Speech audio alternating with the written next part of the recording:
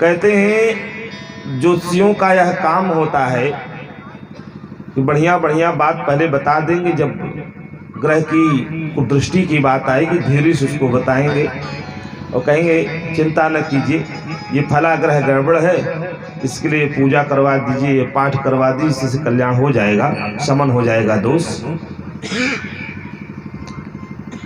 जैसे एक जगह में एक ज्योतिषी कि यहाँ एक व्यक्ति गया अपना हाथ दिखाने के लिए। 18 वर्ष की आयु थी। 18 वर्ष की आयु में वो गया, हाथ जब दिखाया तो कहा बेटा तेरी आयु तो 18 वर्ष की है। कहा 18 वर्ष की है महाराज, तब फिर आगे कैसे क्या होगा, अभी तो मेरी गृहस्थी कच्ची, मेरा जीवन बहुत थोड़ा है, अभी तो मैं संसार का सुख ठीक ढंग से उपभोग भी नहीं कर पाया हूँ। कहा तब इसके लिए क्या करना है। कहा महाराज कोई उपाय बतलाओ। ज्योतिषाचार्य जी ने कहा कि चिंता न करो, आपके लिए व्यवस्था यह है, मैं उपाय बतला दूंगा समय आने के बाद। कहा अच्छा ठीक है। संयोग से ऐसी स्थिति आई, वह व्यक्ति जो है ज्योतिषाचार्य जी से मिलने का उसे अवसर भी नहीं मिला।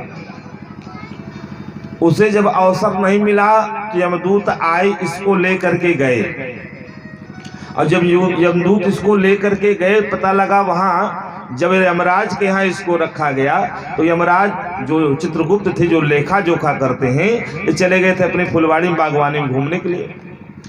अब पता लगा यहाँ ऑफिस में अकेले, तो दूतों ने कहा बैठो, हम साहब को बुला कर ले आते हैं। वो गए साहब को बुलाने के लिए, तब तक पता लगा चित्रगुप्त का पेन और वही मतलब वो रजिस्टर रखा गया था लेखा जोखा वाला। इसने सोचा नीचे तो काला स्याह सफेद तो करते ही थे, स्याह सफेद तो करते ही थे, यहाँ भी देखे क्या है काम हो सकता है। तुरंत क्या किया, चित्रगुप्त की पेन उठा करके रजिस्टर खोल करके देखा, इसका नाम मिला। जहां 18 वर्ष लिखा था, 18 के बीच में एक शून्य रख दिया। अब कहते हैं शून्य से लेख का पता नहीं चलता है, कुछ शून्य चाहे छोटा हो चाहे बड़ा हो, उससे किसी की राइटिंग पकड़ी नहीं जाती है, भाई मैंने इसे बनाया है, शून्य तो शून्य। अब उसने लिख दिया, अब कितना हो गया, 108 हो गया। जहां 18 वर्ष की आयु थी, 1 और 8 के बीच में शून्य रख दिया, 108 वर्ष की आयु हो गई। जाके चुपके से बैठ गया। चित्रगुप्त जी आए, रजिस्टर खोल करके देखा तो इसमें 18 की जगह 108 वर्ष। कहा ये बताओ, मैंने 18 वर्ष वाले आयु वाले को मैंने लाने के लिए कहा था, अरे तुम तो लेके चले आए हो 108 वर्ष की आयु इसकी है, ले जाओ इसे। और तुरंत धक्का मारा। और इधर नीचे जो है जब वो मर गया, दरअसल वो किसी सेठ का लड़का था, और जब मर गया अकेला लड़का, घर में जो है खलबली मच गई। बताइए, कुल का दीपक बुझ गया। लाश को बांधी जा रही थी, इतने में जब चित्रगुप्त के दूतों ने धक्का दिया तो प्राणवायु उस शरीर में जब प्रवेश की, शरीर तड़फड़ाने लगी। तुरंत जैसे लोहार, पहले लोग कहते भैया लोहार ले लेते थे लोग, और आने के बाद बताते थे कि अरे वहाँ पे बड़ा दंड मिला, बड़े बड़े यमदूत, बड़े बड़े दांत, ऐसा ऐसा त्रिशूल लेकर के हमको ऐसा चुभा रहे थे, वैसा डरा रहे थे, वैसे कहाँ कहाँ घसीट रहे थे, खूब मार रहे थे। यहाँ तक कहते देखो मेरे शरीर में दाग पड़ा हुआ है, शरीर का दाग भी दिखा दी। तो उसने कहा पहले रोना धोना बंद करो, छोड़ो पहले। कहा अच्छा। खोल दिया गया उसे। कहा बेटा क्या हुआ, कैसे। कहा पिताजी बस अब इतना ही जान लो आप कि आप यहाँ सरकार को चूना लगाते, हम यमराज को चूना लगा करके आए, बस केवल इतना ही अंतर है, इससे ज्यादा अंतर नहीं। कहा कैसे। कहा 18 की जगह 108 करके आया। तो वैसे भी चलाक है, तभी से सरकार ने क्या किया कि अंक में भी लिखती और शब्द में भी लिखती है। नहीं तो 5 रुपए को 50,000 बनाने में देरी नहीं करेंगे, 5,000 बनाने में देरी नहीं करेंगे। अरे एक शून्य ही तो बढ़ाना है, इसलिए सरकार सतर्क हो गई। तब से जो है शब्द में और अंक में दोनों में जो है नोट छापना प्रारंभ कर दी। इसके बाद भी लोग जाली नोट तैयार करते चले जा रहे हैं। गजब की विडंबना। नारद बाबा ने हाथ दे करके बताया, कहा देखो आपकी पुत्री समस्त सद्गुणों से संपन्न है, सुता तुम्हारी सकल गुण खानी, सुंदर सहज सुशील सयानी, नाम उमा अंबिका भवानी, सब लक्षण संपन्न कुमारी, होई है ही संतत पिय ही प्यारी। अपने पति को अत्यधिक प्यारी होगी।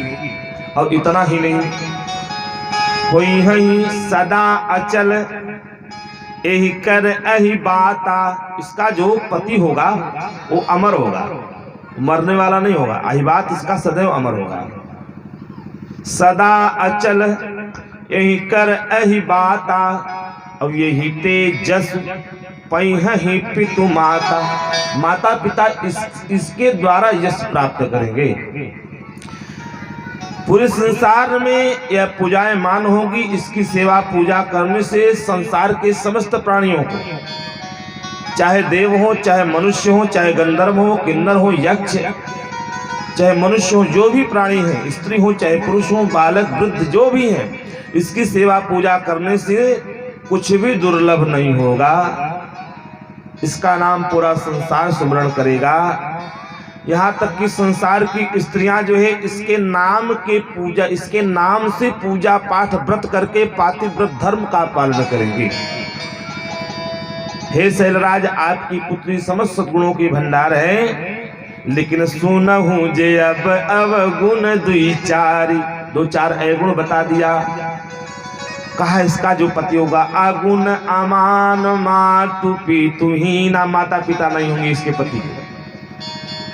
उदासीन सब संशय छीना। मुनि की ये बात सुन करके दोनों दंपति विचार करने, दुख दंपति उमा हर्षानी। राजा हिमांचल और महारानी मैना तो दुखी हुई, मेरी बिटिया के भाग्य में ऐसा पति, फूल जैसी पुत्री मेरी, और इसके भाग्य में ऐसा पागल बर, ये तो समझ के बाहर है।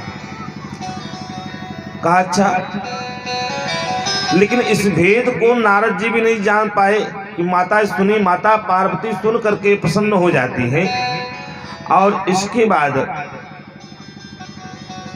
सारे लोग विचार कर रहे हैं। सारी सखियों के बीच में माता पार्वती का भाव एक अलग ही है, प्रसन्न मुद्रा में है। लेकिन इधर कह रहे हैं, राजा हिमांचल ने कहा देखो, मृषान हो ही देव ऋषिवानी, सोचे सम दंपति सखी सयानी। लेकिन माता पार्वती के मन में हरि उपजहु शिव पद कमल सनेहु, उपजहु शिव उपजहु शिव पद कमल सनेहु, उपजहु शिव पद कमल सनेहु। मिलन कठिन भाषण देहु, मिलन कठिन मन भाषण देहु, मिलन कठिन मन भाषण देहु। भगवान शिव के मन में, भगवान शिव को प्राप्त करने के लिए मन में माता पार्वती ने यह इतना अटूट विश्वास जगाया, लेकिन मिलना कठिन दिखाई दिया। तो क्या करती हैं, ऐसे सुंदर ऐसे कुअवसर को जान करके अपने प्रीत को वहीं पे, प्रेम को वहीं पे रोक करके क्या करती हैं, सखी उछंग, सखियों के बीच में जाकर के बैठ जाती है। और इधर दो दंपति सोच रहे हैं, पति को इधर जो है महारानी मैना और राजा हिमांचल पूछ रहे, महाराज कोई उपाय आप बताओ। कहा हिमवंत मुनीस सुन जो विधि लिखा लीलार, जो भाग्य में लिखा है देव दनुज नर नाग मुनि को उनमें तनिहार। कोई मिटाने वाला नहीं, जितना भाग्य में है उतना मिलेगा। अगर हमारे भाग्य में पागल है तो पागल ही मिलेगा, बढ़िया लिखा है तो बढ़िया मिलेगा। इसलिए जितना भाग्य में है उतना करो। नारद जी ने कहा कि जितना भाग्य में उतना तो मिलेगा, कोई मिटाने वाला नहीं है। फिर भी मैं एक उपाय बतलाता हूं। कहा क्या? जो स्वयं समस्त देवता सहायता करेंगे, जैसा वर मैंने इसके लिए वर्णन किया है ऐसा ही वर मिलेगा, इसके अलावा दूसरा कोई वर नहीं मिलेगा। कहा अच्छा, इसमें संशय नहीं है। जो जो वर के विषय में विचार करने, ऐसा वर कौन है? सब लोग विचार करने लगे कि भगवान शिव के अलावा और दूसरा कोई नहीं हो सकता। भगवान शिव को ही अनुमान कर रहे थे। सब शिव पहिमे अनुमाने। कहा यदि भगवान शंकर से विवाह होता है तो दूषण भी भूषण बन जाते हैं। जो विवाह शंकर सन होई, दूषण भूषण कह सब कोई। कहा अगर भगवान शिव के साथ विवाह हो रहा है तो बहुत सुंदर है, क्योंकि ये भगवान शिव समर्थ है कि समर्थ के नहीं दोष गुसाई। समर्थ के नहीं दोष गुसाई। रवि पावक सुर सर की नाई।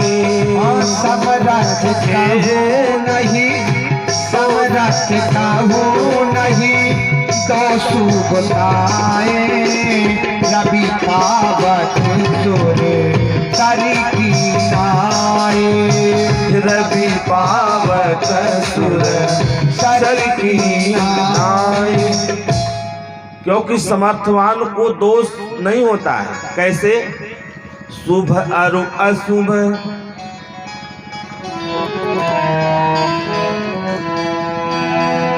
शुभ और अशुभ सलिले सब बहाई। सुरसरी कहूँ अपनी तन कही। भानु कृषानु सर्वर सिखाही। तिन्ह कह मंड कहत को नाही। भगवान सूर्य की किरण कहाँ नहीं पड़ती है? जिस दिन भगवान सूर्य न निकले, जैसे शिशिर ऋतु में देख लिए ठंडी में, जिस दिन घाम नहीं धूप नहीं होती है उस दिन क्या दशा होती है? सब लोग ठिठुरे रहते हैं। और धूप खिल जाती है तो लोग प्रसन्न हो जाते हैं, सारी प्रकृति प्रसन्न हो जाती है। भानु सूर्य, कृषानु अग्नि, अग्नि पे भोजन भी बनाया जाता है और उसी से जो है चिता भी जलाई जाती है। लेकिन अग्नि को कोई दूषित नहीं कहता। भगवान सूर्य की किरण हर जगह पड़ती है, श्रीखंड पे भी पड़ती है, विष्ठा पे भी पड़ती है, लेकिन उसको जो है दूषित नहीं कहता कि भगवान सूर्य की किरण दूषित होकर के आ रही है।